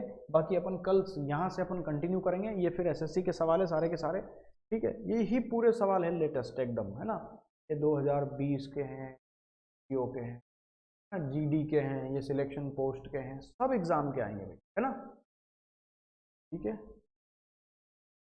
ना, सारे एग्जाम के हैं, जो अच्छे से अच्छे क्वेश्चन है वो सारे ही लिए हैं अपन ने, बढ़िया से बढ़िया क्वेश्चन, बहुत अच्छे A1 लेवल की प्रैक्टिस होगी आपकी, ठीक। बाय बाय, कल मिलते हैं।